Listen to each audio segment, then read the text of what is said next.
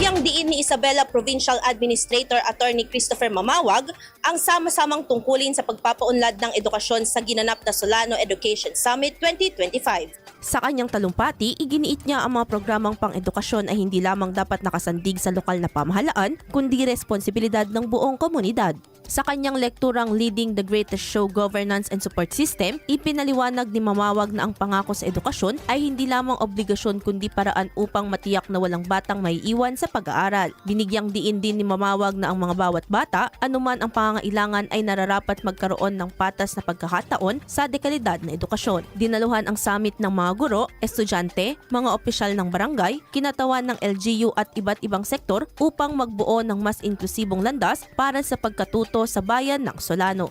Idol, nanunuyubat kung hina ang elasticity o pagbanat ng balat, bumababa ang fat level sa ilalim ng balat, gayon din ang collagen availability sa katawan, kaya naman 50 pa lang mukha ay kulubot na. Para mapigilan ang mabilis na pagtanda, mag-DTX 500 na. Pinaparami ang cell regulators gaya ng retinols, peptides at growth factors para sa collagen metabolism and production. Sa DTX 500, hindi lang balat mo ang magiging makinis kundi ang selula ng iyong buong katawan. Para maging healthy, mag-DTX 500 palagi. Para sa IFM News, ako si Idol Sen na Mariakdang. Idol!